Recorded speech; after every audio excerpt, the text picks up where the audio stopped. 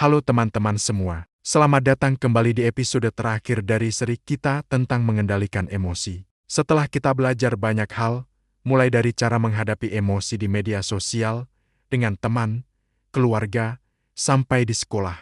Sekarang kita tiba di puncaknya. Apa yang terjadi ketika kita konsisten mengendalikan amarah setiap hari? Jawabannya, kamu akan jadi contoh yang baik bagi teman-temanmu dan bisa menginspirasi mereka untuk melakukan hal yang sama. Kitab suci mengingatkan kita dalam 1 Timotius 4 ayat 12, "Jadilah kamu teladan bagi orang-orang percaya, dalam perkataanmu, dalam tingkah lakumu, dalam kasihmu, dalam kesetiaanmu dan dalam kesucianmu." Ayat ini jelas banget. Sebagai remaja Kristen, kita punya peran penting untuk menunjukkan cara hidup yang benar, termasuk cara mengendalikan emosi dengan baik.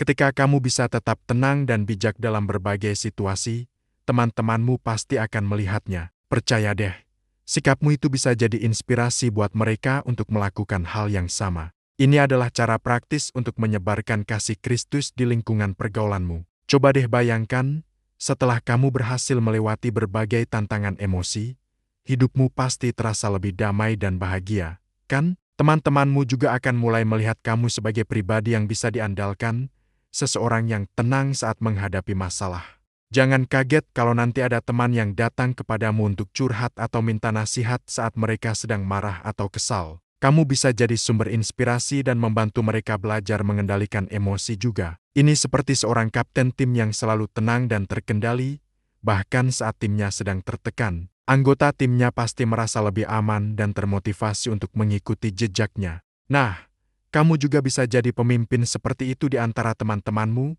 hanya dengan cara mengendalikan emosimu dan hidup dengan benar. Ada kisah inspiratif dari seorang musisi muda Kristen bernama Ena Gratchman. Sejak kecil, dia sudah terkenal dan saat remaja, dia sering banget dapat kritikan pedas di media sosial. Tapi luar biasanya, dia selalu bisa mengendalikan emosinya. Dia tetap fokus pada musiknya dan bahkan aktif di sekolah. Dia sampai mendirikan klub anti perundungan dan membantu banyak temannya menghadapi masalah dengan cara yang damai. Sikapnya ini menjadikannya teladan bagi banyak remaja tentang bagaimana hidup dengan baik dan menyebarkan kasih.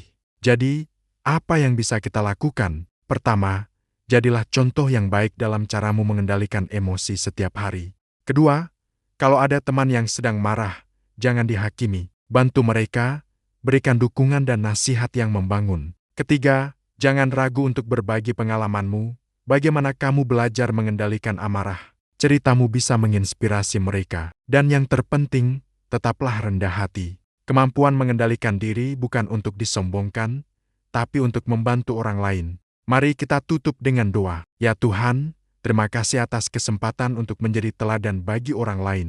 Ampuni kami jika kami sering lupa dan kembali ke cara-cara lama yang tidak baik. Beri kami kekuatan untuk selalu mengendalikan emosi, kasih untuk membantu teman-teman kami, dan kebijaksanaan untuk menyebarkan ajaran-Mu di tengah pergaulan kami. Dalam nama Yesus Kristus kami berdoa, amin. Semoga Tuhan memberimu keberhasilan dalam setiap hal yang kamu lakukan, memberimu kemampuan untuk menjadi inspirasi bagi orang lain, dan memberimu berkat yang melimpah dalam hidupmu sebagai seorang pemuda Kristen yang baik. Amin. Sekarang, mari kita ucapkan doa Bapa kami bersama-sama. Bapa kami yang di sorga, dikuduskanlah namamu, datanglah kerajaan-Mu, jadilah kehendak-Mu di bumi seperti di sorga. Berikanlah kami pada hari ini makanan kami yang secukupnya dan ampunilah kami akan kesalahan kami, seperti kami juga mengampuni orang yang bersalah kepada kami. Dan janganlah membawa kami ke dalam pencobaan, tetapi lepaskanlah kami daripada yang jahat. Karena Engkaulah yang mempunyai kerajaan dan kuasa dan kemuliaan sampai selama-lamanya. Amin. Ingat, kamu punya kekuatan untuk mengubah duniamu. Dimulai dari mengendalikan emosimu dan menjadi contoh yang baik. Ucapkan dalam hatimu, I will control my temper dan jadilah terang bagi teman-temanmu.